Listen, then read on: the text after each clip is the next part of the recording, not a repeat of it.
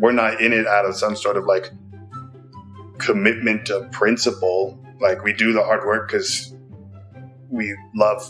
Because you gotta. Yeah, because you have to in order to live the life that you're loving and to continue to love the people that you're loving. And, you know, those aren't things that, like, you know, those aren't things we could ever see ourselves giving up. There are people in our lives we could never, can't imagine being gone. And yet they make it worth it. Welcome to Normalizing Non-Monogamy, the podcast where we interview incredible people from across the entire spectrum of non-monogamy to hear their fascinating stories.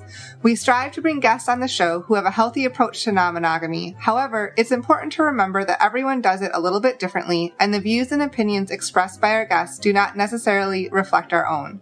Additionally, we produce this show for entertainment purposes only. Please be aware that we aren't doctors or therapists. Consult a medical professional for anything regarding your health that you might learn about on the show. Enjoy! Welcome to episode 245. We're Finn and Emma, and today we have a fantastic conversation with Kaitlin and Julian. Yeah, I would say if you're an Instagram follower, you'll notice that like the last 4 days I've been posting like crazy about it because we're super excited about it because it's an amazing conversation. Also, if you're not an Instagram follower, go become one. Definitely become an There's some high quality stuff on there from us. Right. One other quick thing about this, their sense of humor is absolutely amazing, but it's a little bit dry at times. And you don't always get to see that if you're not, well, you can't always pick up on that if you're not watching them. We were watching them, so it was super funny for us.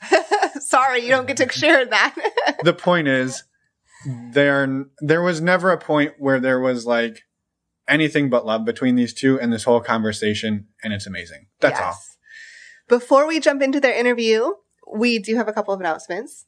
Yeah. What are you going to say? I'm not going to say anything. I'm waiting for you to say what the announcements are. I was waiting patiently. First announcement, we don't have COVID anymore. Woohoo! Number one announcement. We both tested negative via PCR test even. Yes. Well done, good, Emma. Good news. Still recovering on the energy front, but getting there. The other announcement, our shirts are still available for purchase. They're available until July 22nd. So that's this coming Friday. So go to our website, normalizingnonmonogamy.com, check out the shirts, go purchase 1 or 10 and support us and spread the love. Give the love. That's what they say. Yeah, we're doing a promotion where if you buy 5 shirts, you pay for 5 shirts. It's a real... It's an amazing promotion. You can't find a better deal than that on these shirts anywhere on the internet. I promise you that. And yeah, we're excited about them. And if you go to Instagram, you get to see photos of us in the shirts. That's true.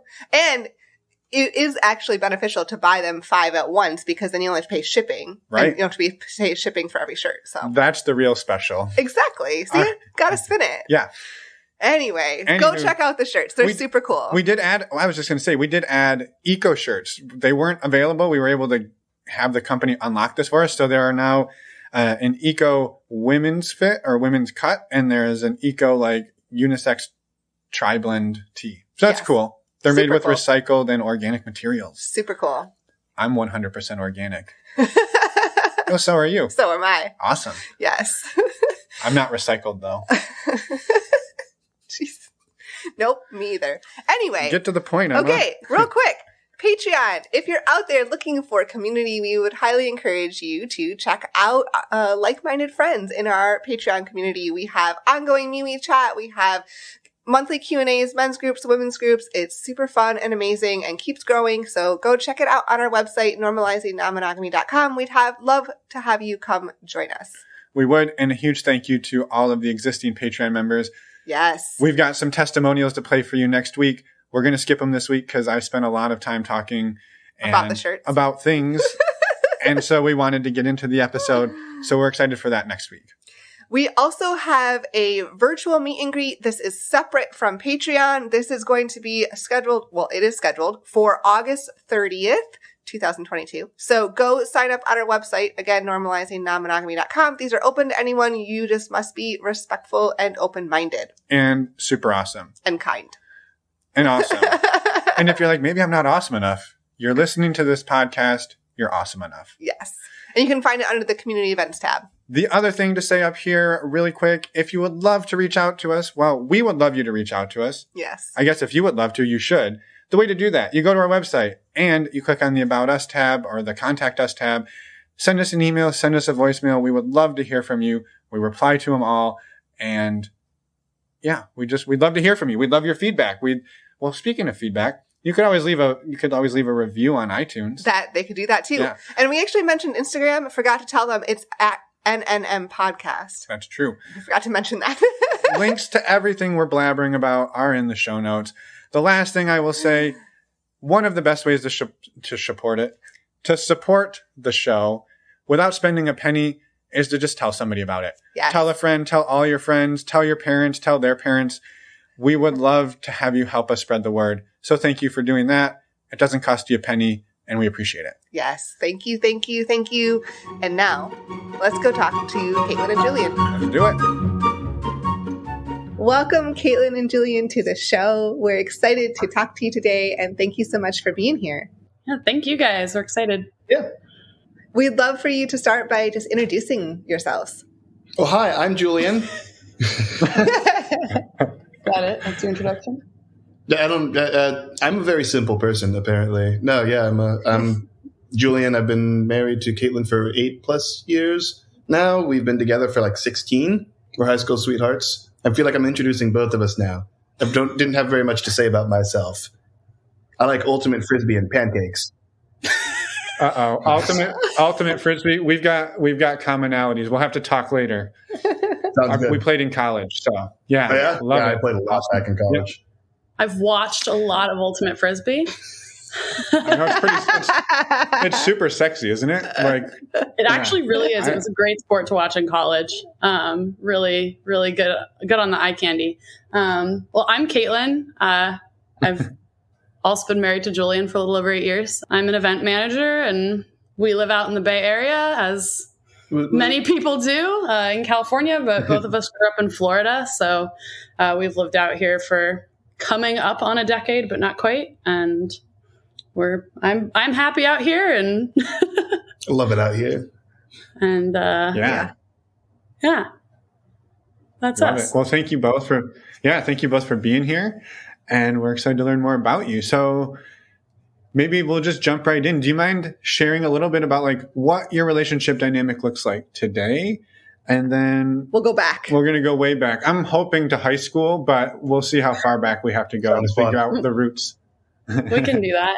Yeah. Well, so today, right now, Julian and I are married legally in the eyes of God and the United States of America. And what? I don't know, maybe not God, but in the eyes of the United States of America, whoever else chose to witness that. And we are also cohabitating. And so we are, I think, from the front end of things, a really traditional heterosexual married couple. Like that from the outside. Yes. Yeah. However, I have a girlfriend who is married and currently expecting a baby. And I have a Platonic wife who I married last summer. And then Julian can tell you about his additional partners. Yeah, I have a partner who lives nearby, who I met through Kaitlin several years back when I was in law school. And I have a partner up in Baltimore who will be coming back in a few weeks, who I'll get to see. Yeah. And then just from sort of the polyamory perspective of it, we practice we think of it as non-hierarchical. Functionally, there's some hierarchy to being cohabitating and married and sharing finances. But in terms of partner dynamics and emotional and time needs, we try to be available to whoever is, in need and not necessarily spouse first. And we actually have a pretty tight-knit community here that we consider our polycule. We're not all dating each other anymore, but most of us have dated some other of us in the past. And we have that really tight-knit crew. So really supported and loved in that community. Yeah. I like to say we have a descriptive but not prescriptive hierarchy. Yes, I like that. Yeah. Totally get it. And I want to dig into the hierarchy piece because I think that's something we that keeps coming up, maybe sort of in our lives, but just in general as we kind of dig into things more. But one thing I wanted to touch on before we get super deep is, Kaitlin, you mentioned you have a platonic wife that you married last summer, I think. I did. And I think most people probably understand most of the other dynamics you mentioned, but would you be able to talk about that one a little bit? Because that's not one we've heard before. Cool. I'm excited to be your first. Cool a lot. Yeah. Right. So I have a platonic wife. I actually met her because we were both dating the same man a few years ago. So we were metamors first, and we never actually engaged in a romantic one-on-one relationship, but we became really, really close. And she is sort of a traveler. She moves around a lot. She doesn't tend to have a really consistent physical home base. And has, as we were sort of moving in and out of being like near each other, we were talking a lot, especially during the pandemic, about what distance meant for us. And, you know, having, I think, come out of the sort of metamor relationship that we'd had in the past, we were comfortable. We're very, you know, physically comfortable and intimate with each other in terms of like sharing beds and snuggling and all that stuff and kissing each other and things. And so we have, I think, a relationship that looks like what you would expect a lot of female best friends' relationships would look like. But we have a couple added sort of dynamics to it where we've been metamorphosed to each other. So we've been supportive of each other in sort of that tertiary relationship. We've been more physically intimate and decided that that's not something that the two of us want specifically with each other, but have had fun with in the past. And we've had, I think, a lot of practice in communicating about our needs and boundaries and kind of commitments to each other. And so it was actually, I think, April of 2021. We had been joking about getting married. I mean, I thought we were joking. I fully thought that we were kidding. And of the two of us, I tend to be like the grandiose romantic type, and she's more the not that. And she totally took me out of left field and proposed in the middle of a restaurant in Oakland with like a real ring and everything. And I did not know and was like crying, and people popped champagne. It was great. And then she thought she was going to get out of a wedding because she was like, oh, we were just going to wear rings, right? And move on. And I was like, you married an event planner. You proposed to an event planner. You have to have a wedding now. It's legally required. So we planned a little wedding, and we got married by the lake in Oakland, just with our closest friends, and then went out. First post-pandemic outing. Yeah, it was really great. And so she doesn't live here right now. She'll probably move back here again soon and stay for a bit, and then she'll leave. We talk regularly, and we're, you know, really supportive and direct with each other. She does not identify as polyamorous, which is funny. She's currently in the market for her own kind of primary partner that's not me, her primary romantic partner. So if anyone's interested in a non-specifically polyamorous, very attractive woman, hit me up.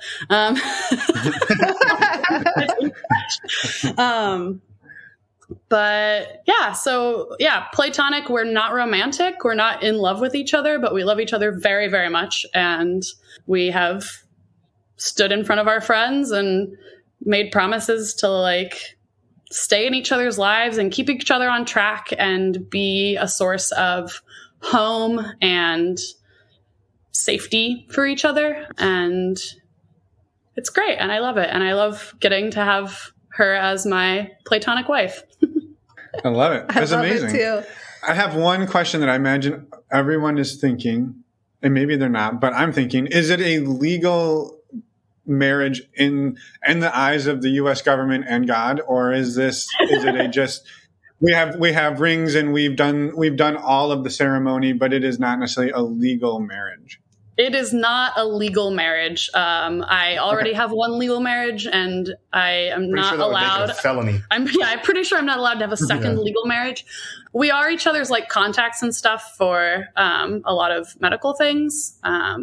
Like she actually went to the hospital a little bit ago, and I went and told them I was her wife, and that was all fine and dandy. And I know that I'm her like person for medical stuff, and she is one of mine. I actually have 3 people on a lot of my medical stuff, so have fun with that, doctors. Got it. Right. Right. No, I appreciate that. And it's not to downplay it in any way, shape, or form. I was just kind of curious, like, is that something you can do now? I didn't think it was, but I appreciate It's not. it clarifying. So. Yeah. But no, it was bullshit. just the Anyway. pop and circumstance and the white dress. Love it. Yeah, and like you're an event planner, so why not have fun? Right. I think that like what actually it's like in certain cities have started recognizing like some sort of like civil union between more than one person. You're talking about the domestic partnership thing in Rhode Island. Maybe it's domestic partnership. Yeah, there was like some very minor step taken in the direction of recognizing non-monogamous family structures, but it was very small. Yeah. Yeah, for sure. Well, thank you, and have a great day. No, I'm kidding. So, how can we go back in time, and how did all of this begin? The whole non-monogamy route. Well, yeah, like what did your relationship look like in the beginning, and how did that evolve? Well, Looked like 2 obnoxiously cute teenagers on a school bus in the very beginning. yes, we fell in love on a school bus. That makes it sound really inglorious. We met because I was the dorky senior in high school who, for some reason, hadn't bothered to get a fucking driver's license. And so I was still riding the bus to get to school. And yeah, just coincidentally, our bus picked up where she was getting on. And there was some morning where it was, we were, like I said, grew up in Florida. So it was very frequently very rainy. And there was an occasion where like she was getting picked up outside of like a little Mormon church. And so like there were a group of people sprinting through the rain to make it to the bus, which I found entertaining. What I didn't know was that Kaitlin had fallen down in her sprint to the bus. And so when she got on the bus to find me having kind of like laughed at the scramble to make it to the bus without getting too wet, she told me off for laughing at somebody falling down. And I was like, well, in my defense, I did not see you fall. And what I left out was that if I'd seen her fall, I probably would have been laughing harder. But fortunately, I had the common sense not to say that part out loud. And my apology was accepted, and the rest is history, I guess. Would it have been accepted, Kaitlin, had he told you the full story?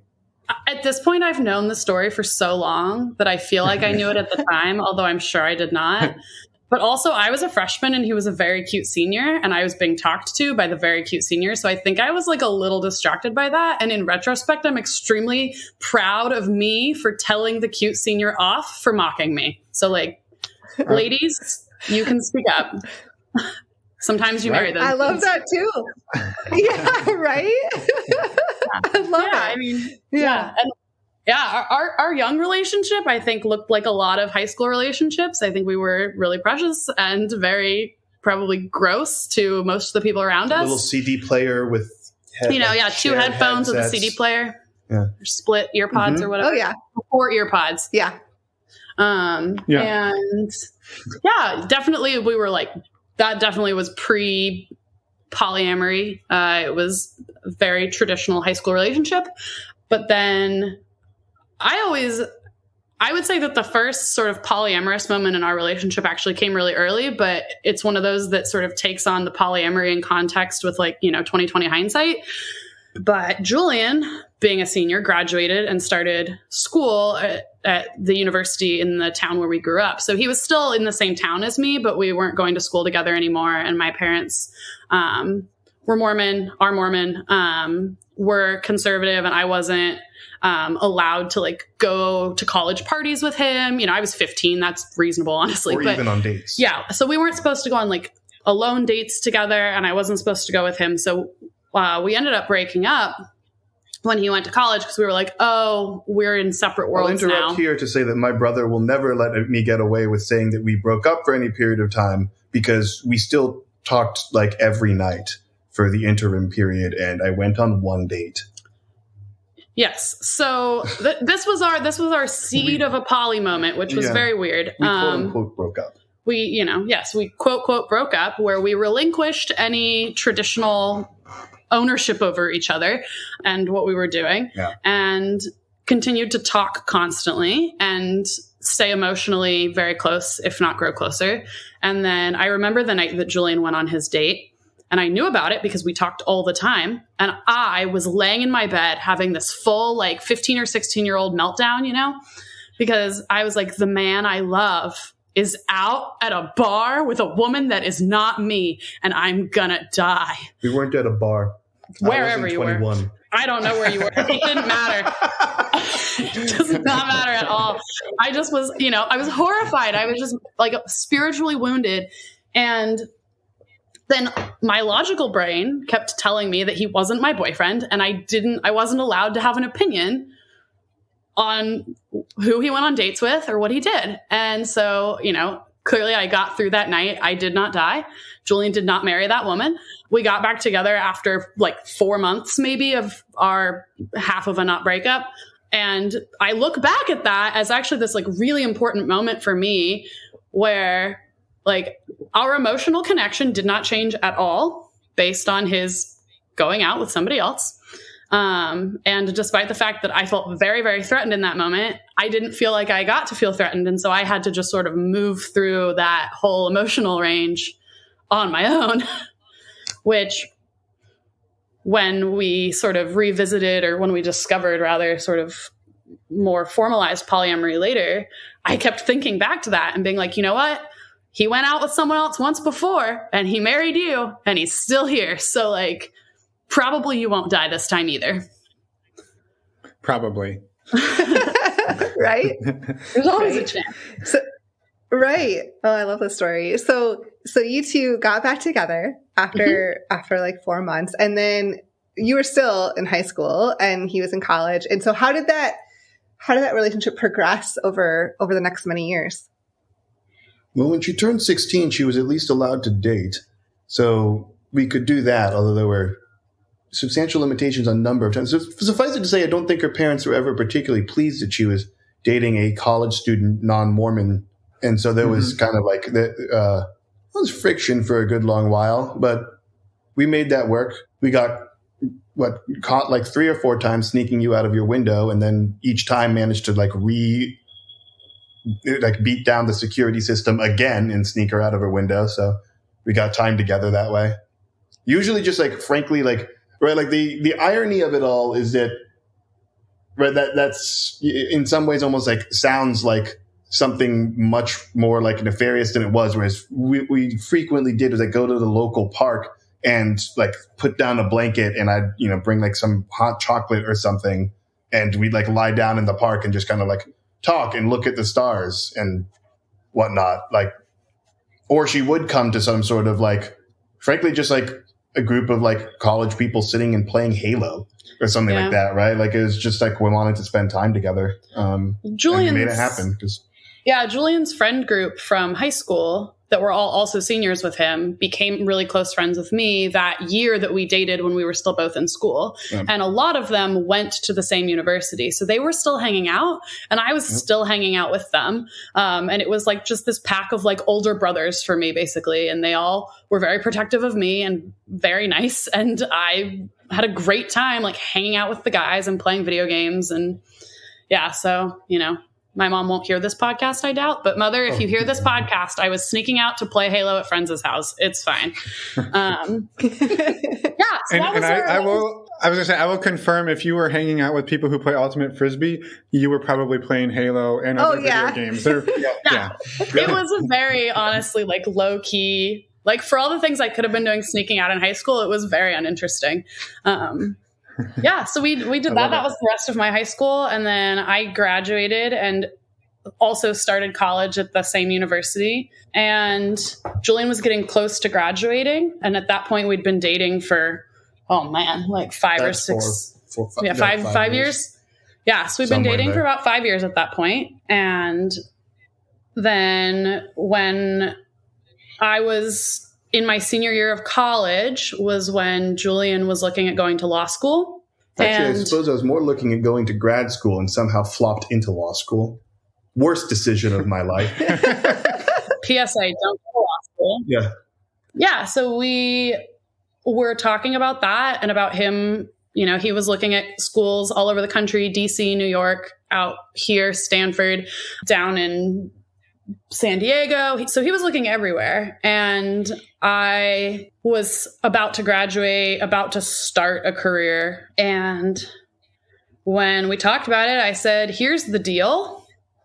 I will gladly follow you anywhere I will gladly follow you anywhere with no questions asked and no strings attached if we're married. I will just shut up and follow you anywhere. If we're not married, I will do my best to follow you, but I will put my career options first. And so if that means that I'm a few cities away or I'm a few states away because you go somewhere that doesn't work for what I need to do, then so be it. And we'll give that a go. And you know, we'd been together for a while at that point, and Julian agreed he wanted to marry me. Yeah. Yeah, so, I really wanted to marry you. Yeah, so we did that. And we got married before we moved to California, specifically because... Just a few months before. Yeah. I wanted to do it before we moved because all of our family and friends were back in Florida. And I didn't want to like plan a long distance wedding. And I didn't want to fly everyone to California to get married. So, we did a wedding in the summer of 2014. Or spring, rather. Spring of 2014. And then that August, we packed up 2 cats and all of the things we'd ever owned into a U-Haul, and we drove it all to California. I think we just packed it up into the back of the car. We didn't own quite... We had the box that got shipped, I guess. Mm-hmm. Yeah. And then we drove across the country with 2 cats in the car. I'm sure that was fun. It was interesting. Yes. I love this sort of like knowing where you are now and having everybody kind of heard like the way you've thrown quote unquote tradition out the window, but the way it started was like, if we get married and you lock this shit in, I'll go anywhere you want. But if not, well, you don't know what you're going to get. And I love that start to where you are today. And I'm curious, when did you turn it on its head and how did that come up? So that's a complicated question. Yeah, so the origins of like my first encounter with non-monogamy as a concept. So I was a major in philosophy and wildlife ecology. And in my super senior year of college, I took a course in existentialism. And it just so happens that 2 of the premier philosophers of the 20th century, Jean-Paul Sartre and Simone de Beauvoir, were non-monogamous life partners. And that got covered and in part of the unit just because, you cover a little bit of like the life history of the philosophers you're discussing. And you can see in their work that they build off of each other and are having a clear dialogue and they grow together. And that was because they were non-monogamous life partners. And I don't know, like I heard the idea and like my initial response, courtesy of where I'd grown up, I was just like, wait, what? That was like, I guess like de facto not okay, but being at that point kind of like a philosopher by training, I guess in some very novice sense, like I understood that if I was going to reject it, I needed to start to like poke a hole in it. Like there needed to be something I could identify actively as unethical. And I do remember sitting there in the classroom trying to like find that place where there was something problematic. And I was like, okay, but those are consenting adults who have been, like, according to the story, honest with each other and everyone they're seeing. And I kind of, there was a bit of a light bulb aha moment where I was like, okay, so I just concluded that monogamy is not the only ethical way to have a loving, lifelong relationship. And that was kind of like my first encounter with it. I think I mentioned the idea is something like, because Kaitlin and I talked all the time, and like I brought up the idea back in college. It wasn't something we weren't going to actively explore then. I just found it fascinating. So I remember like taking it back to talk to you about the thing that I'd geeked out over in my existentialism class. I have no memory of this. Yeah, I fully believe him, and I don't remember it at all. Yeah, I mean, at the time too, it wasn't like we were like, oh, let's try this. Yeah, out. It wasn't like let's us be polyamorous. Yeah, I think that I don't know exactly how that developed over time. I do. Yeah, I think in college, and I'll let you tell that part of the story, but like the end point was right after we moved out here, where I think we already knew we kind of wanted to explore some like additional elements to our relationship. Like, I don't think we were poly when we decided we wanted to like go try out a swingers club for the first time. I think at that point we were just like, oh, we're in the Bay. Let's kind of like, there's just a community and a more progressive mentality out here. But Dossie Easton swung by Stanford for a visit during my first quarter of law school at Stanford. And I went to that talk because I'd gotten wind of like her existence and understood what the talk was going to be about. And that fascinated me. And yeah. And for anyone who doesn't know, Dossie Easton wrote The Ethical Slut, or co-wrote The Ethical Slut. Yeah. And sorry. I was about to say, like, in that moment, I bought the book like on the spot after like the discussion with that small group of people in the room. And that was when I kind of like showed up back at home. I was like, I found a thing that I think we'll both really like. He like literally did. He walked in the door with this book, and it was like a missionary with the Bible. He's like, I found it. And you're like, I was like, what did you find? I'm like halfway through making dinner. I'm like, I don't know what you're talking about. He's like, I have a book and it's not about law. Okay. I'm thinking now, just as we tell this story again, that Julian sort of brought one piece of our movement into polyamory, and I brought sort of the other side. And so Julian was kind of the philosophy end, the vocabulary end. Julian kept like coming back. Yeah, the intellectualism. Julian kept coming back with the increasing exposure to the different varieties of relationships, and particularly the different varieties of, polyamory and non-monogamy that were happening in the world to other people, and coming back with not only information about how those things were working, but that other people were doing them, and the language that we needed, I think, to really get going in a functional polyamorous relationship. And then meanwhile, the background on my end to this whole thing. So as I mentioned, I don't have any memory of us talking about non-monogamous relationships in college. But what I do remember is that we were in college. We were going to college parties. College parties are full of drunk, horny college students.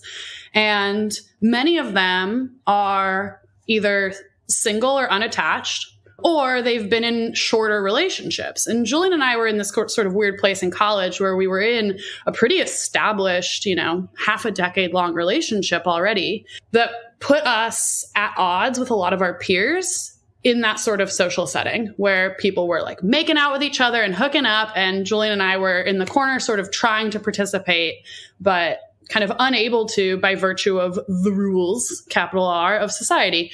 And another confounding factor is that I am pansexual. I knew that when I started dating Julian. He's known that about me the whole time we've been together.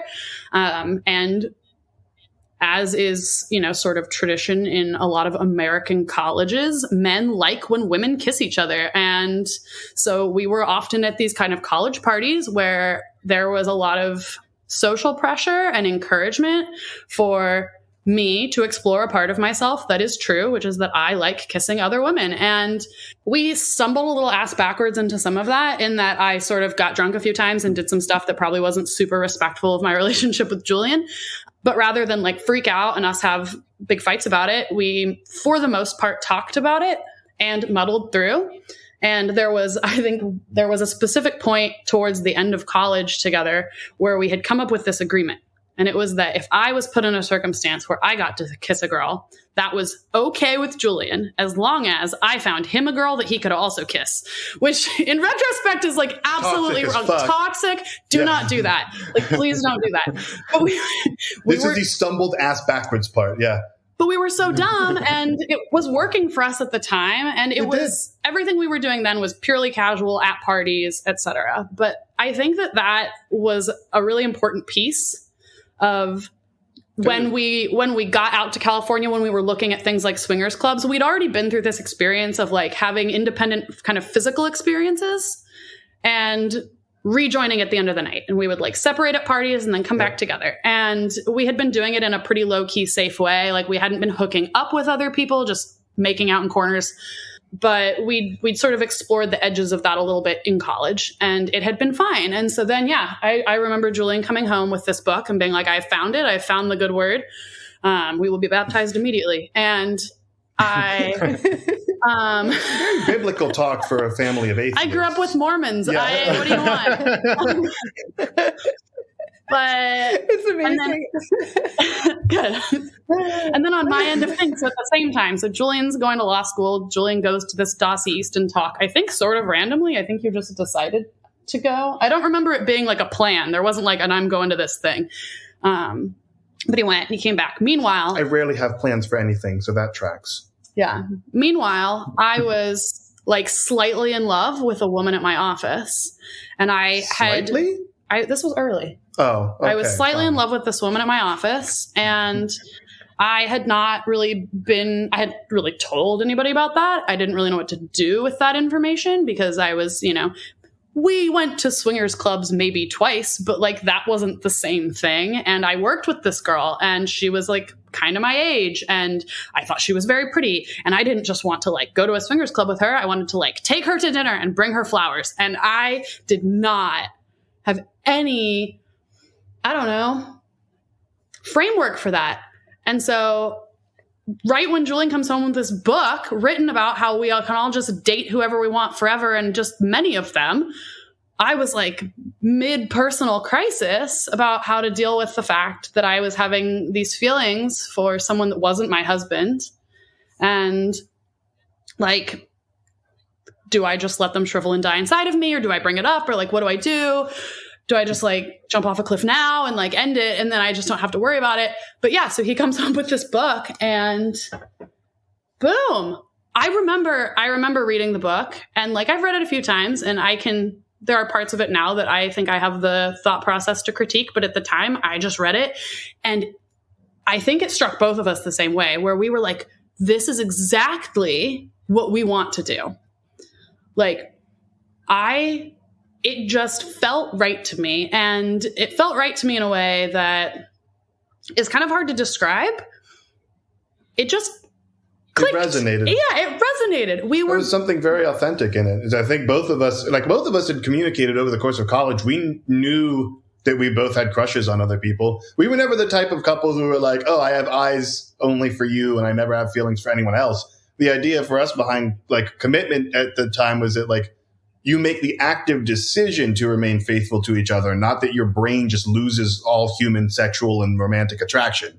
That was never how we were under the impression that relationships worked. And so, yeah, we both were already acclimated to the idea of like crushing on and developing emotional attachments to other people. And in some sense, like that book was just like, okay, so you like the book was permission. Yeah, the book was just like, okay, so why does commitment allow you to do like get the emotion to a certain place and then not continue to authentically explore where that like emotion and that connection and attraction might go? Like that's a very artificial line to be drawing. And so I think there was some element that was very intuitive for us. You're kind of speaking in terms of like, hey, I met this person of the opposite gender or a gender different than mine, and or even the same gender, right? Then we hit it off. We're really great friends. We're both sexually attracted to each other, but we can't. We just have to shut it down. Yep. And we can be quote unquote friends where we both know there's this whole other level, but that's not allowed. And you're saying this was the permission to say like, yeah, fuck that. We can go to that next level and see what that is. And maybe it's more, or maybe it is just friends. Like it's kind of similar to what you said, Kaitlin, about like, yeah, me and my platonic wife, we tried the next level, and then we're like, nope, that didn't work. Now we're back to this place. Yeah, I think that's exactly correct. And I think Julian and I are well, I've met polyamorous people who sort of actively choose polyamory and make that choice consciously every day on purpose. And they have to do it every day on purpose because it's not necessarily their default. My girlfriend is one of those people. She would not have opted into polyamory, I think, in a different version of her life, but she has in this version, and I'm very grateful for it. Whereas Julian and I are both the sort of, I'm going to call us innate polyamorous. I think that it is surprising to nobody who knew me as a child that I need like 8 people to snuggle and like 8 people to make cards for. I have just like a lot. I am a little in love with everybody all the time. And it's very fun, but it also means that like finding polyamory made sense to me in that way, because exactly like what you were saying, it gave me this mental permission to explore the depth of all of my individual relationships without arbitrary rules about what those depths could be or where those relationships could end up. And Julian's a similar guy. Julian would live his most ideal life, I think, in like a giant compound with like 300 people who all just really, really love each other. 300's a lot. Like Julian's the ultimate I've been called herd poly. Yeah, herd poly. I mean, so like I just like love having a community around me, like people where at least a number of them would be partners here in this ideal world. It would almost be like a tribe. Yeah. Well, and did I catch it right that before the Das Easton talk, before you found the non-Bible Bible, you had gone to some swing clubs? Was that just like the welcome kit to San Francisco makes that what you have to do, or was that part of like were the swing clubs after the Ethical Slut? That's the swinger clubs were before. We only went, I think, once or maybe twice. They weren't really our scene. Yeah, well, specifically that one was the one I think we're thinking of is not. Yeah, not our scene. That seems like a pretty intentional decision, though, to like go right. Yeah. Like you don't just. I guess you can stumble into one, probably in San Francisco. No, I mean we had to like apply and send pictures and stuff. It was interesting. No, so it was in part the welcome kit to San Francisco. You know, we were moving out to like slutty hippie California and figured we should see what that was about. But also, like. I was already kinky. Julian is kinky. I was exploring kink at the time. And so we were looking for kink opportunities. And there's a decent overlap between sort of swinger communities and kink communities out here, which is how we ended up in some of those spaces early on. And as you know, with our background from like making out with other people in college, we were like open to the idea that maybe a swingers club would be fun. But again, it didn't end up being our vibe. The kink clubs did a little more, so we spent a little more time there. But I think those were a little less impactful on sort of our polyamory journey than the swingers clubs, which actually were sort of impactful in that we figured out that the more swinging end of things where stuff not our vibe. Where stuff is strictly physical and like less emotional didn't work for us because Julian and I are both very emotional people. Learning what you're not into, very important part of the journey. Yeah. It is. Yeah. It is. And the fact that you were able to try that and we're like, well, no, that's not really for me. Yeah. Mm-hmm. But you didn't really know exactly where you were going. That was like, you know, early on. Right. So it was like, this isn't really for us. Yeah. Yeah. So was the first time you tested let's say the love or the emotion, the feelings, was with your coworker who you were initially slightly in love with, and it sounded like Julian was skeptical that it was a slight amount? Yes, I ended up extremely in love with her, so that's what he's alluding to. Yeah, was that the first test, really? I suppose it was. Yes, I briefly dated that like a woman named Holly. Way back in the day, we had an interesting, I think, beginning. We tried dating as a couple once. One time, rapidly discovered why that's not considered a good idea. It's very awkward. It didn't make sense to us. It's like, wait, how do you broach a first kiss? Wait, like so the two of you went on a date with one other person or with another couple? Yeah, with one other person. Yeah. Sort of unicorn hunter vibes, but we weren't trying to unicorn hunt. We just both matched with her, I think, on an app and figured it would be easier if the three of us went out together.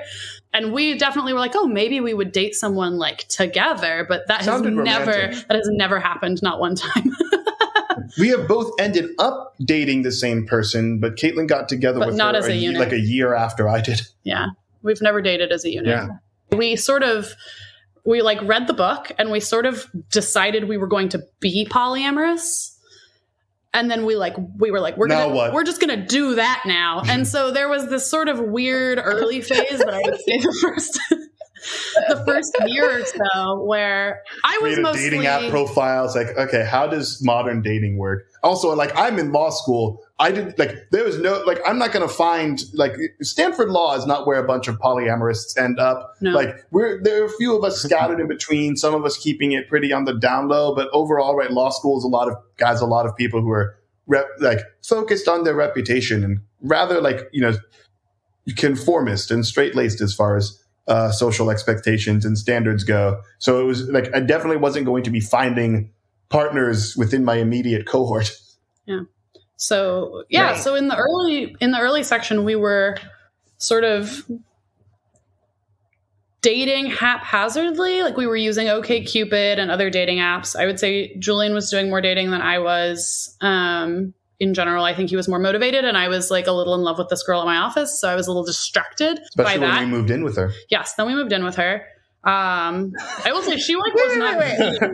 She was not dating me. So as far as this was really relevant to the polyamory of me and Julian's relationship because he knew I was super in love with her. But her opinion did she know? She knew but didn't. She just sort of tried to ignore it. And so that was very complicated and bizarre. That's a whole other podcast, that relationship just by itself. Yeah, that would be an episode. But but it did, in that same time where I was pining over this woman a lot, Julian was sort of going on dates. So he was doing sort of the, functional prescriptive thing, and I was doing the emotional thing. Once again, we have sort of the intellectual side and we have the feeling side, and I was the feeling side and Julian was the intellectual side. And I was looking for the feelings. It didn't happen for a little bit. Yeah. And so we did that for a bit. And we started telling people we were polyamorous, and then they would ask us how many partners we had or how long that had been the case. And we would say 3 weeks and none. And we were like, okay. I love it. But we're confident we're poly, and we're going to declare that. Yeah. We're going to declare that, and that's the case. Yeah. First real big partnership was it would have been me and Heather. That was in my second year of law school. That was, I suppose, so it was a test. So almost a year or so into, or a year and a half-ish into the declaration. And you answered my question perfectly that I was going to ask, which is basically you read the book and you're just well, this is us now. Yeah. And we just flipped a switch and we turned on the polyamory and away we went. I love it. Yeah. Yeah. Yeah, that's pretty much it. I was I feel I'd love to have a better slow growth moment, but no, we didn't really have a slow growth moment. We did all of our growing after we made a decision. Oh, and then we read all of the books. At least I did. You did. I read Opening Up and then stopped. I read more than 2. I Googled. I was polyamory books, and there at the time were 2 of them or whatever, and I read them. Listening to podcasts occasionally. Yeah. Yeah. How long ago was this?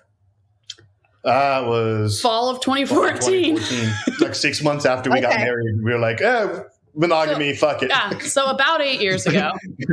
Going okay, on. Yeah, just to give a little bit of context in the time frame. Yeah, and you said you did all of your growing, or a lot of your growing, let's say, after the declaration was made. So what did that growth look like? I mean, some combination of riding a thrilling roller coaster and stepping on a rake.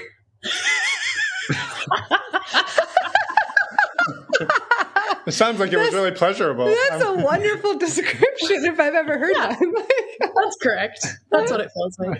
Well, and I think our growth probably, I think our growth happened in sort of 3 directions. One was sort of our growth as a couple, as a unit, as a polyamorous couple, as a polyamorous married couple. And then obviously we both, I think, had our own individual growth experiences from that. And for me, my biggest growth from the beginning of our relationship that I am eternally grateful for, and I recommend to anybody, whether or not you are polyamorous, was that I was really forced to really like myself. And it was so good for me. And I maintain that it's really not that difficult to like her.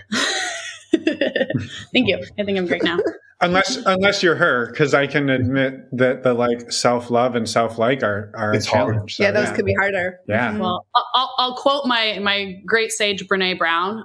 She says, "I'm dangerous. I like myself so much," and like that's where I am now. But that is not where I was 8 years ago. Yeah.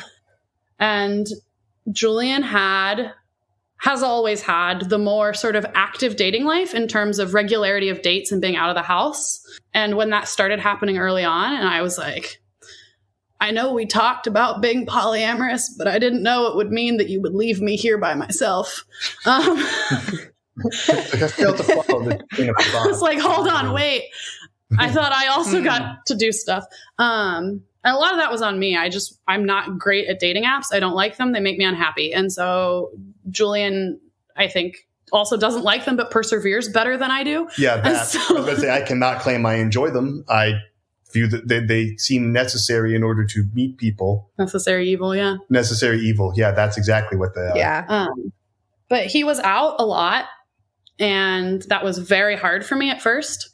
Made me feel very lonely. And then I would like lay in the room and I would just, create narratives about who he was with and what she was doing or what they were doing or where they were. All of which were inaccurate. All of which, Of course. That's always how they are. They're always inaccurate. But I would create all these stories about what was happening. And it wasn't all even your traditional jealousy thoughts, which I did have. Maybe she's like way prettier than me.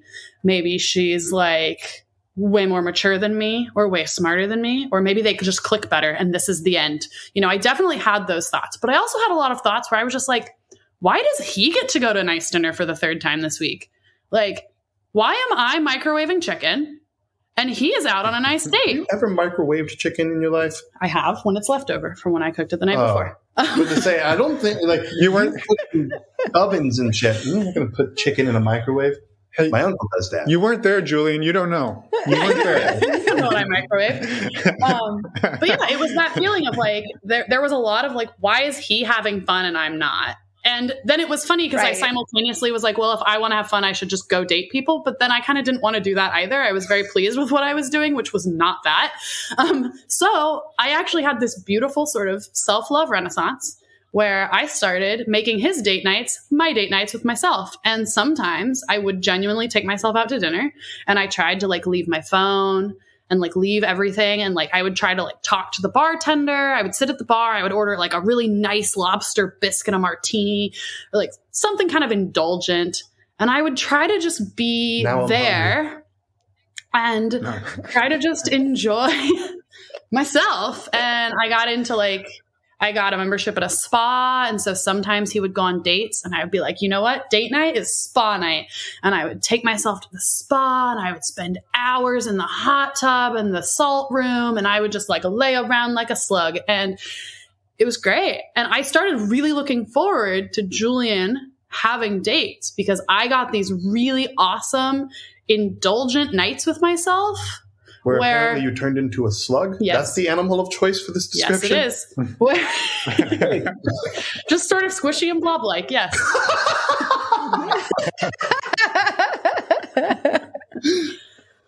Oh, my goodness.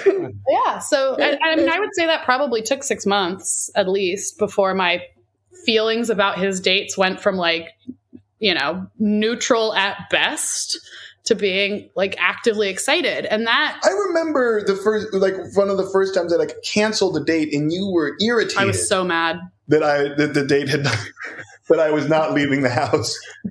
It's like that wasn't the reaction I was expecting, but okay.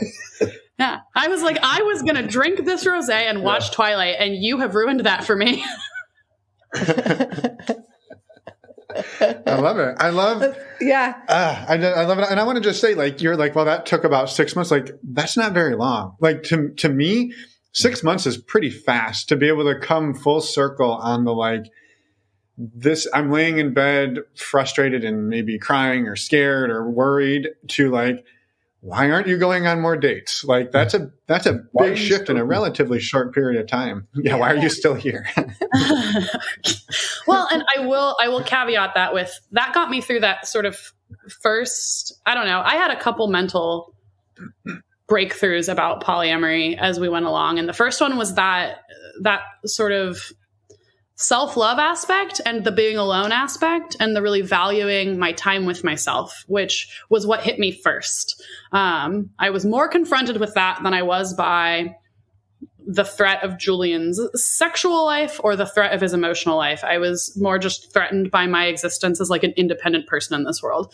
And so I dealt with that in the first 6-ish months. But I hadn't yet dealt with those other two things, which then I had to deal with as his, series of first dates changed from that into second and third dates and girlfriends and like new casual partners who I wasn't threatened by because they were only going to be here for 10 minutes and then leave. And then, so. Yeah, the first year and a half, right, nothing really like snowballed into a lasting relationship. Yeah. I guess the first major right in that category was when I was clear that I, for the first time, was falling in love with somebody else. Yes. And that was, about a year and a half in. And then I had to deal with that, which was not the same thing. Yeah. No. It goes from more casual feeling to much more serious. Oh, well, yeah. And I want to definitely dig into that, but like maybe it'd be a good time to like check in with Julian, like what was going on for you through all of this? Like, cause Kaitlin's like kicking back with Rosé, slugging it up in the spa. Like what's going on your end? Like you're navigating this as well for the first time. Yeah. I don't know. Mostly actually, like, I feel like most of my struggles were probably very akin actually to what like most like single monogamous people are going through on dating apps, which is like the frustration of like the kind of constant rejection. Like while she was working on self-love, I was getting my ego was taking a beat down because, you're on like dating apps and stuff, and on OkCupid where you had the option of like sending an introduction message, you put a bunch of effort into introduction messages and then nobody responds. And like on something like Tinder, you swipe right 200 times before you get a match, and then 1 in like 5 matches turns into a conversation, and then 1 in 5 conversations turns into a date. So it's just like this like ongoing grind to even get to meet people like face to face and like interact as human beings rather than as just like kind of like a game of hot or not on a screen.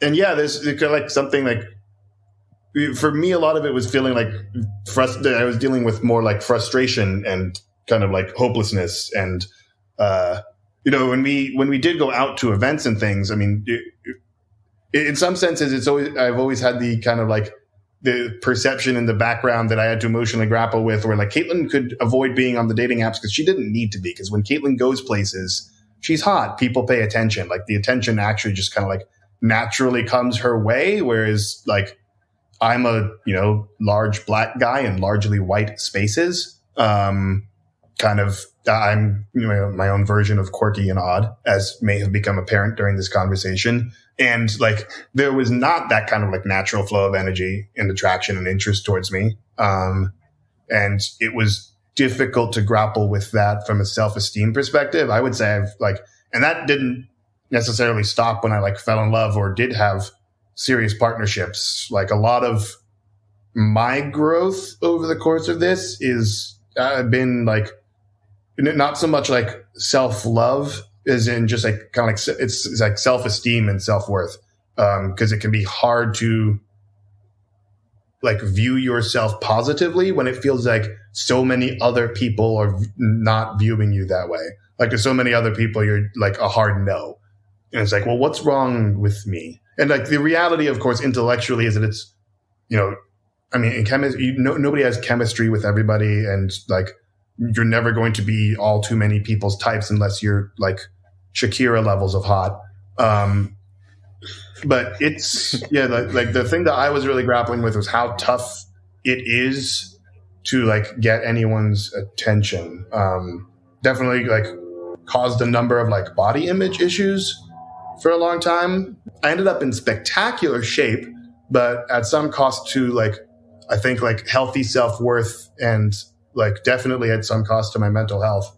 And in the middle of all of this, I was in law school, which is one of the most soul-sucking, grueling, dehumanizing experiences within, like, I think the educational system writ large. So yeah, a lot of what I was pushing through wasn't like the jealousy elements because Kaitlin wasn't dating too much. And also I discovered I'm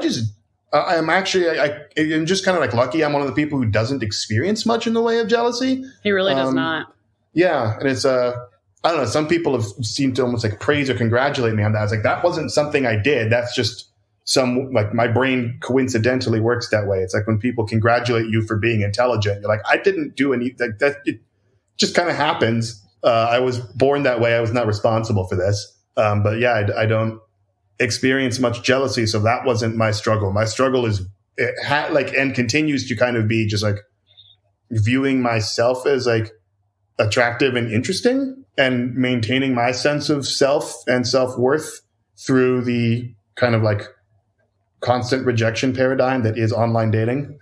And yeah, I was like, as somebody who was like in law school and as a student, I wasn't in many places doing many things. Like huge portions of my time were occupied by all of the work I needed to be doing. And so I wasn't, it wasn't like in college where like my lifestyle probably would have made it a little bit easier to be poly, because, you participate in clubs and sports and you go to events and things. Once I was in law school, like mostly I was just surrounded by my fellow law students. And, even, a year and a half in, when I did end up falling in love, it was with one of the very few other law students who was, I discovered was non-monogamous. So it wasn't through like a dating app. It wasn't somebody I could find that way. It was, actually she was one of my friend's girlfriends at the time and had no idea they were non-monogamous, until like several months later. That story can also be its own other podcast of like us kind of like discovering each other, because it turns out she was also kinky and everything. So like, but for a while we were both like sitting there in law school, like, okay, I probably shouldn't tell anyone anything about us because people around here be judgy. Yeah. Yeah. Right? Well, thank you for sharing all of that too, because it's really each of you were going through. Well, like I think Kaitlin said it a little while ago, your own individual relationship discoveries, but very separate individual growth journeys as well. Yeah. And that's very evident after everything that you both shared. Yeah. I just, it's something I hadn't really thought of about the psychological toll that you said, right? You swipe right on 200 people. Let's say if you're lucky, 5 of those turn into a match and 5 of those turn into a conversation and 1 of those turns into a date. It's really hard to believe that one person is like, I don't want to say right, but like, it's so easy to take all of the negatives, right? All of the rejection and say like, man, there's like hundreds and hundreds of examples of people saying like, I'm not good enough. This one person, like, I don't know if I trust him, right? And then you just get really shitty on yourself, and like, I still remember like one of the most terrible feelings is if you're on Tinder and you set like, you're like, oh, like within like, you have like a 10-mile thing, and if you swipe to the point where it's like, oh, no one else within this thing, it's like, Jesus, fuck, there's no one like within 10 miles of me. There's nobody attracted to me. Cool, that feels great, right? Yeah. Your brain doesn't go, oh, well, only some people on Tinder. Your brain is convinced everyone's on Tinder. A lot of people. Yeah, the whole world. Yeah, the entire world.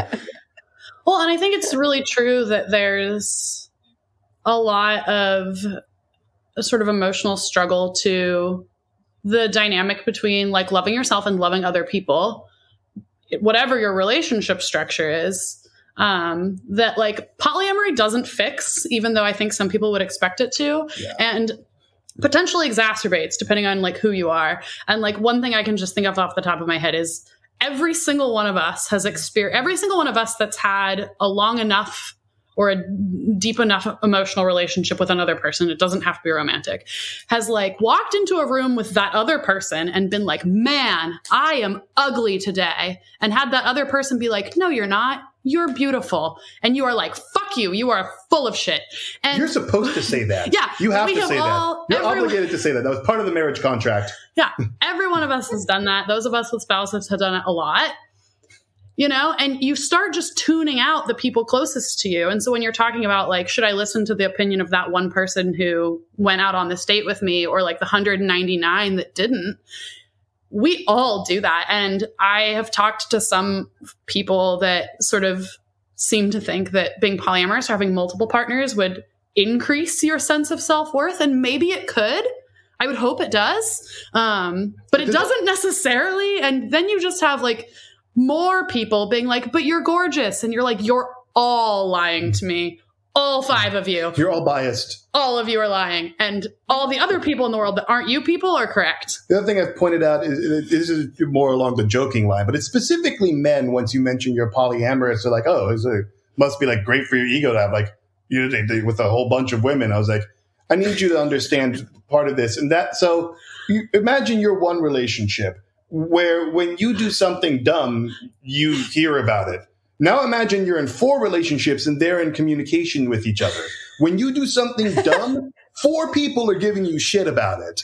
So it's like, I'm not sure how much, like your visions of this ego stoking are kind of like a narrative you pulled from Pornhub. Because what actually happens is you say, forget one of your partner's birthday gifts when you're driving down to Monterey, halfway there, like, you're like, shit, I forgot the gift. And then your wife texts you, Julian, you like, no, I texted you. I think I was like, fuck, I forgot the gift. And then 15 minutes later, before I'm even there, Sarah texts me, Julian, you idiot. How did you forget my fucking gift? That's what polyamory actually looks like. Because you don't make it from one place to another without having berated yourself for forgetting a gift, and then having 2 other people do it too. And then your other partner getting wind of it later and being like, are you serious?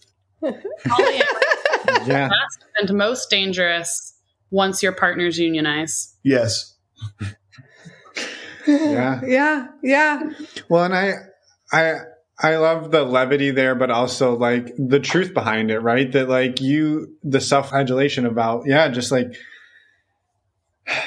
it's hard sometimes to override your own narrative. And I think what was really fascinating about both of your journeys, the first, let's call it year or so, is Kaitlin, you are on this like self-love, like upswing of like, I'm loving me, and you're like coming into it. At the same time, Julian's like just spiraling into like some dark places. But were you able to like, throughout this, were you able to like lean on each other and confide in each other and support each other? Or did you feel like we have to sort of do this in a vacuum because, they'll never understand? Well, I think we did a little bit of both, especially even earlier on, like the beginning of the first year, we were really communicative. We were talking about everything. And then I think as some of our personal stuff got a little more difficult, I know I like turned inward some for like when I started confronting real jealousy issues around Julian's like emotional connection to other partners. That was something I felt like I just had to deal with me. And I did. And I think, we keep bringing up law school, but the law school was a really like difficult confounding factor for us. Yeah. Julian was really stressed and really busy. And that spiral was occurring on far more fronts than just the polyamory thing. A lot of it was tied up in like living on 4 hours of sleep every day and trying to read like hundreds of pages a week. Yeah. And so what I think we got really good at doing eventually, not early on, this was a long process, but what we got good at doing was finding ways to like come together to co-regulate. Yeah. And then dealing with our individual things as much as possible on our own when we needed to. Part of it being that sometimes I did like a lot, like, with 2020 hindsight, I can see with clarity what a number of the things I was struggling with were and how various things are impacting me. But at the time, like I'm busy as hell. I'm exhausted. And a lot of the time I'm just feeling shitty about myself. And I don't know why. So I can't really turn to Kaitlin for all too much support because there's like the kind of nuanced conversation we have right now. I didn't have like that level of self-understanding. I'm not even sure how much of like that, like the vocabulary of like self-knowledge and self-learning I had at the time. And so it was, in some ways impossible to turn to Kaitlin for support because you have to have some sort of concrete, cognizable idea of what is hurting you and what kind of support you need before you can like turn to your partner for support. So in the midst of just like a morass of confusion, there was a lot that I had to deal with on my own just because I, had to figure out what the hell was going on. And I think it's worth noting that during this same period, Julian got diagnosed with depression and ADHD. So we were doing a lot of stuff at the same time. And we were doing a lot of work on sort of what Julian's experiences with himself and like with his mental state, like how that impacted our relationship and how that impacted his other relationships. And all it made me realize why I tend to forget birthday gifts when I'm driving to someone's birthday, though. That's correct. There's at least an explanatory factor. Yes. Right.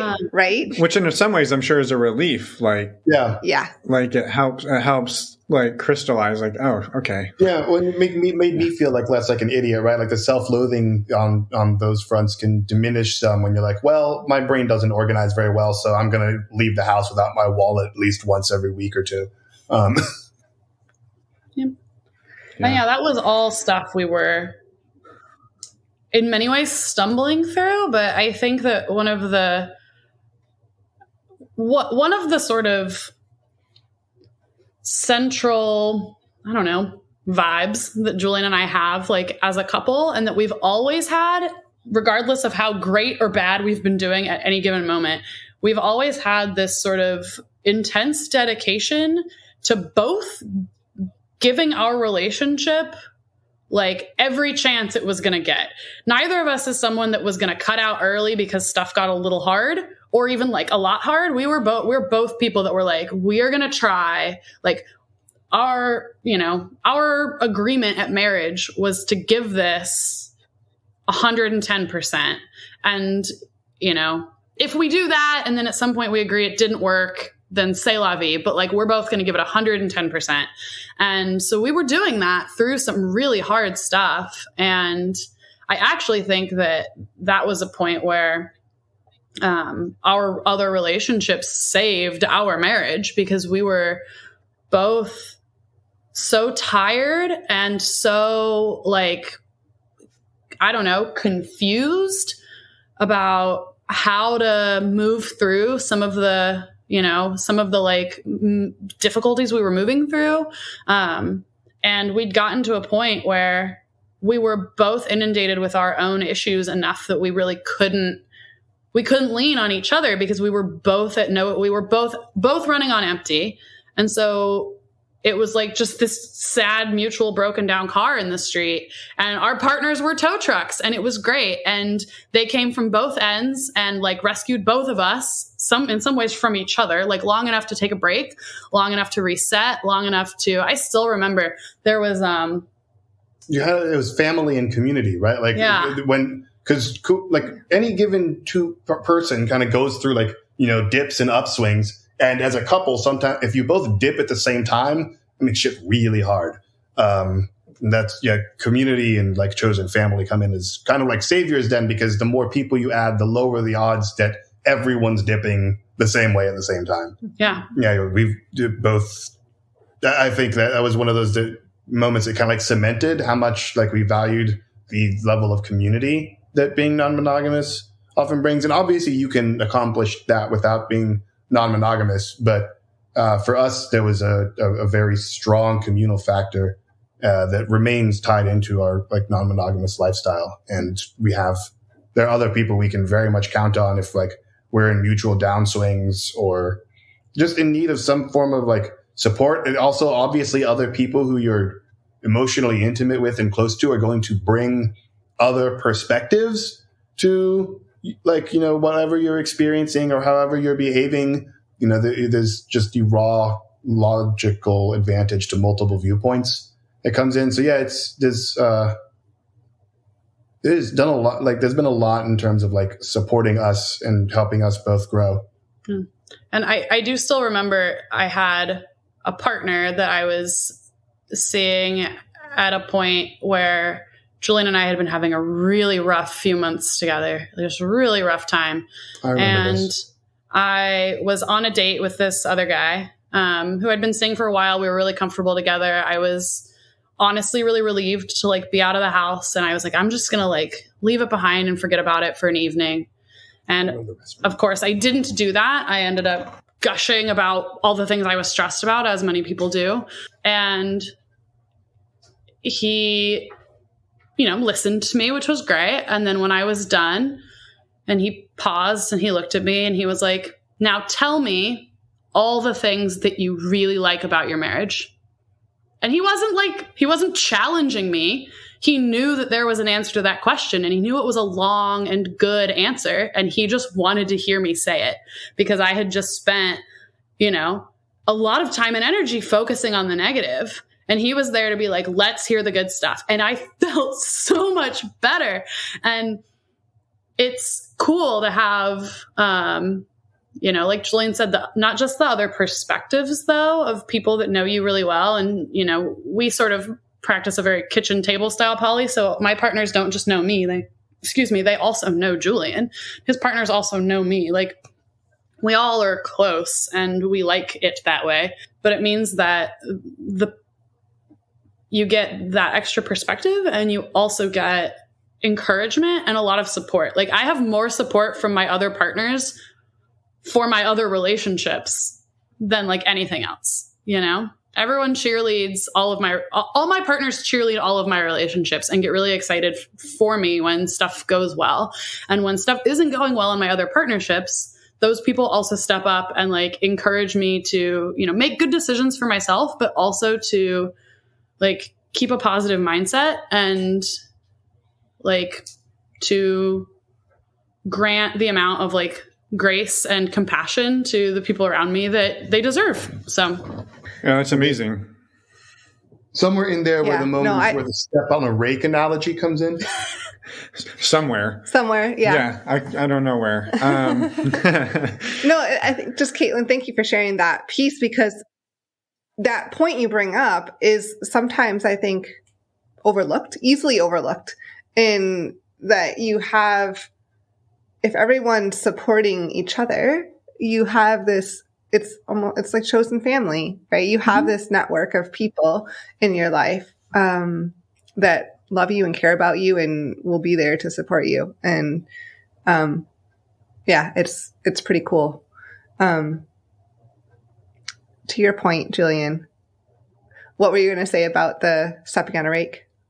Oh, so, in and amidst like that pain, like sometimes the people who are supporting you are also the people letting you know that you just kind of like did whatever bad thing is happening was partially self-caused. So like the community is also like, I don't know, at least I've enjoyed that, like part of the intimacy that you develop with other people. And the part that I think might even like sometimes be like, at least in my life, has sometimes been missing from like friendships, is that like your friends usually just like at least in my experience, my friends like have my back or something. Whereas like my community and my partners don't just have my back. They'll also like call me on my shit. So if I step on a rake and try to say somebody else hit me in the face, I get called out on it, which is an important part of learning and growth. Like because invariably, like we all the story we tell ourselves typically involves us being the heroic figure.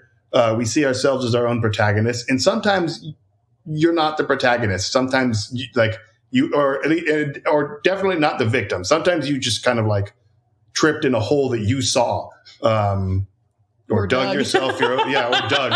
So you dug the hole and fell into it and started complaining about it. It's like, who left this hole here? Yeah.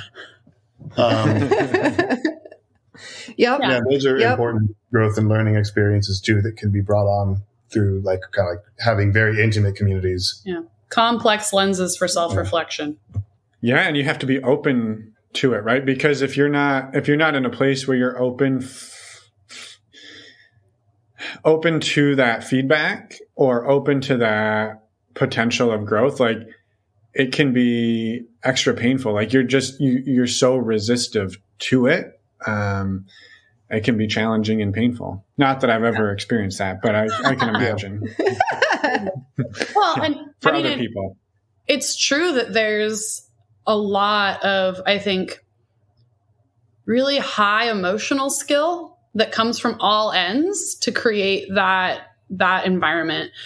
Because not only do you have to be open to your own faults or the potential for them, and open to growth and open to feedback, but the people around you also have to be adept enough to bring, have the guts to bring that to you and be able to bring that to you in a way that can be received. That is a lot of really high level, I think, emotional and social processing. And I mean, everyone's heard the joke 1,000 times about, polyamory is everyone thinks polyamory is all sex, and it's no sex and all feelings.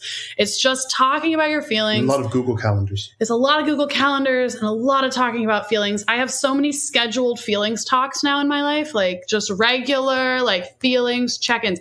And they're so good for you because you do practice those skills, and you do, I think, get to this place where you can hopefully really grow regularly and head problems off before they even really grow into real problems. But that is not without lots of years of practice and plenty of mistakes. And I mean, as with all of this, that's also not to say that you have to be non-monogamous to learn those skills. I don't think you do. I think that that's something that anybody could learn, but I do think that non-monogamy will sort of force you to learn those skills. Because if you don't, you will either stop being non-monogamous very quickly, or you'll be very, very upset all the time. So you kind of you have a choice. Learn you're either going to be good at this or you're going to do something else. Yeah. Yeah. Well, and maybe that kind of takes us to, you kind of talked about the 3 pillars that you were let's call them your 3 pillars of growth, right? There was the initial Julian's dating. Now you're on to, oh shit, Julian just fell in love.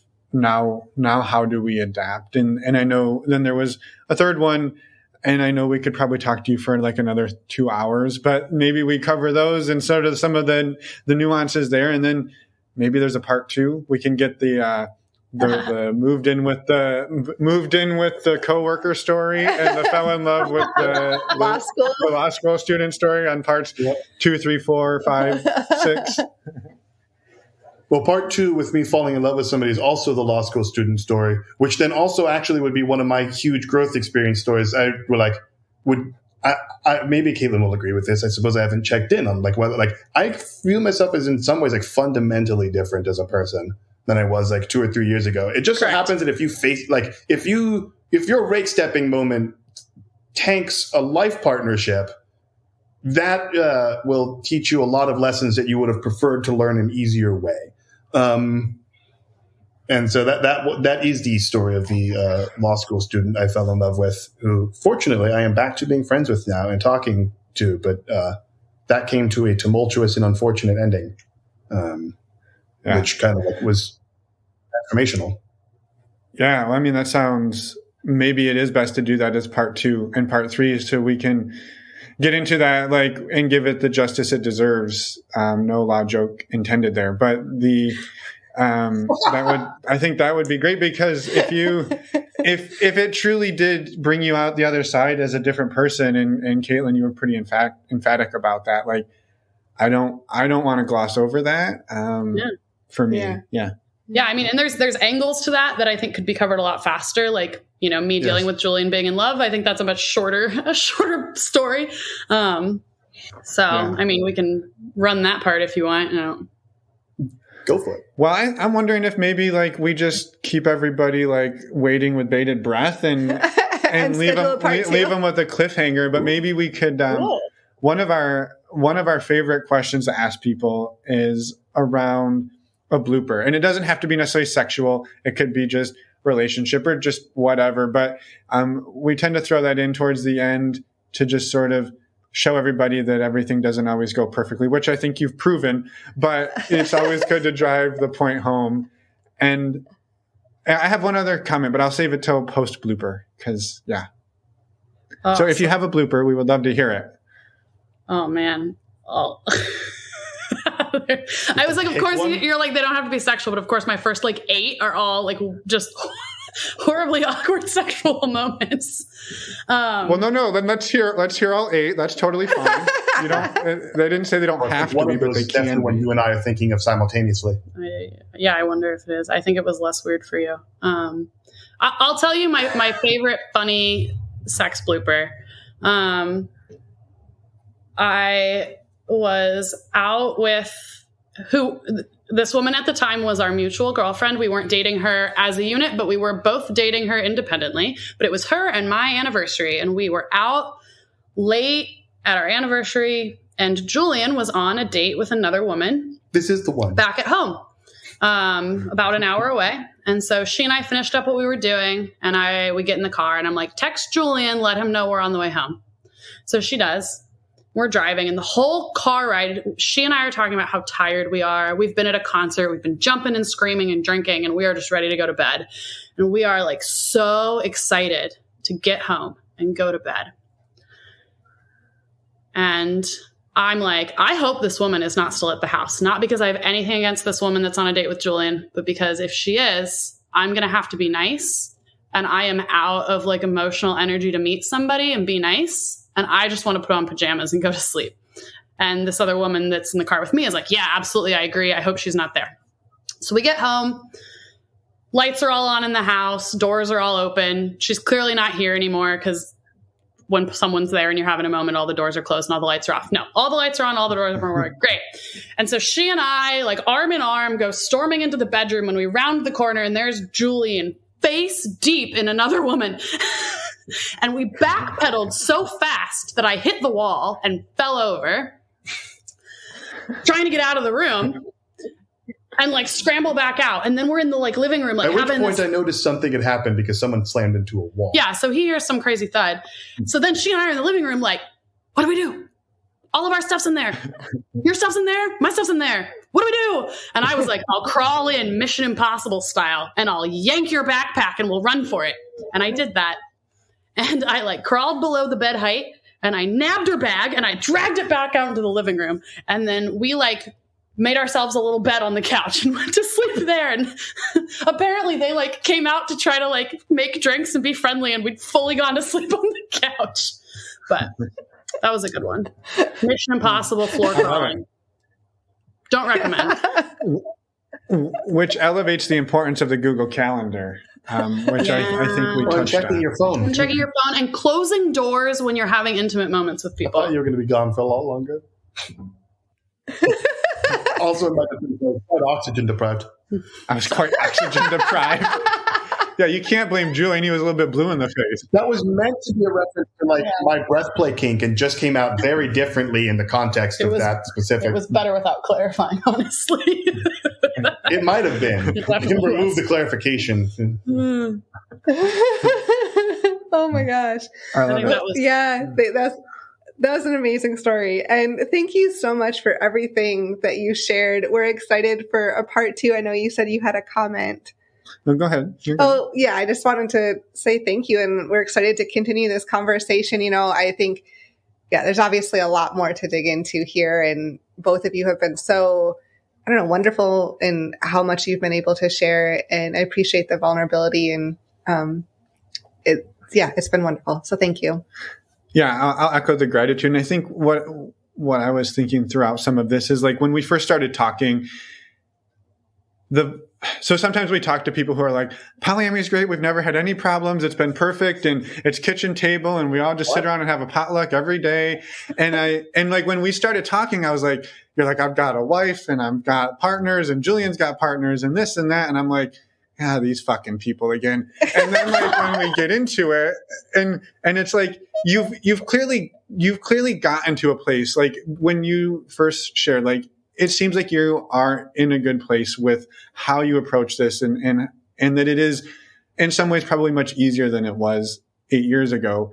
But hearing the journey from there, real shit. The journey from there to here and like, I don't know, it's been beautiful and I really appreciate it. And not that I'm wishing that you guys had tribulations along the way, but that it is just very authentic and I appreciate that. It humanizes it. Yeah. So I mean, we're possibly better for them. I'm not sure we're happier for them, but we're better for them. Some of them I am not happier for. Some of them I learned a tremendous amount from. And that's life. Yeah, I know. I feel like, I don't know, every now and then I get the impression, I think that some, when you're non-monogamous or poly and you're like in this, like a kind of like marginalized, misunderstood group, you feel like some pressure to, put on airs and like, like pretend that everything is glorious. And it's like, no, poly's not going to save you from relationship struggles or life woes or anything. Depression. Yeah, indeed. Anxiety. In some ways, you bring something back in. The more relationships you have, the higher chance that you have of experiencing heartbreak, right? Like, if Kaitlin and I had just remained monogamous and married, we wouldn't, like, I have suffered now, like, genuine heartbreak and loss of a relationship in a way that I never would have if it weren't for becoming polyamorous. So, like, there's a lot that comes with it that isn't necessarily glorious. I'm very happy that we're non-monogamous. This feels authentic. I am happy to have loved when I did, even when it was lost. I do stand by the better to have loved and lost old idiom, which, admittedly abstracts a lot of the pain, but is, I think real. I'm very happy with where we've ended up. I think we made the right decisions. But it's not all sunshine and rainbows. Sometimes you faceplant. Sometimes it's a pigsty. Yeah. Well, and you, like you said, right? Like you touched on it earlier, Kaitlin, I think was like, we both agreed to like wake up every day and give this 110% and that we were going to try and like, we don't give up. And I think there is I think easy for people from the outside who haven't really done polyamory to be like, but damn, that's hard. Like, why? And it's almost an impossible question to answer. Like, because it's like you said, like you found the book and you're like, this is us. And you both read it and you're like, well, holy shit, this is me. And that means there's some hard work that goes along with that. Yeah. Being a parent is that you ask a parent why. It's like, that question doesn't actually make sense because that's my child and I am a parent. Yeah, I mean, I would say, I was like, I can tell you why. And it's because in between all of the really difficult hard work and in between, lots of really excellent therapy and lots of trial and error and a lot of nights of having hard feelings together. In between those moments, I have the opportunity to like sit in a room with a group of people that like loves and cares for me in a way that I never could have imagined possible. And I have these striking moments when our group is together where I am just like, it will sound very cheesy, but nearly brought to tears sometimes just thinking about how supportive and impactful my community is and how like lucky I am to have the people that I have and to have them all care for each other as well. And that's why. There are a lot of moments that are because it's worth that. Yeah, like there are a lot of moments that are really saturated in joy, and sharing a loving connection is one of the most rewarding things I think a human can do. And we're not in it out of some sort of like commitment to principle. Like we do the hard work because we love because you gotta. Because you have to in order to live the life that you're loving and to continue to love the people that you're loving. And those aren't things that those aren't things we could ever see ourselves giving up. There are people in our lives we could never can't imagine being gone. And they make it worth it. Wow. What a beautiful place to wrap this episode up. And thank you both. I agree with you completely. I mean, it's hard. It's really hard, but the beautiful moments and the sense of community is what makes it all worth it. And the change you see in yourself too. Like for me, it makes me feel like I'm actually living life. Yeah. And that's a rewarding feeling, even if it's challenging. Yeah. So thank you both.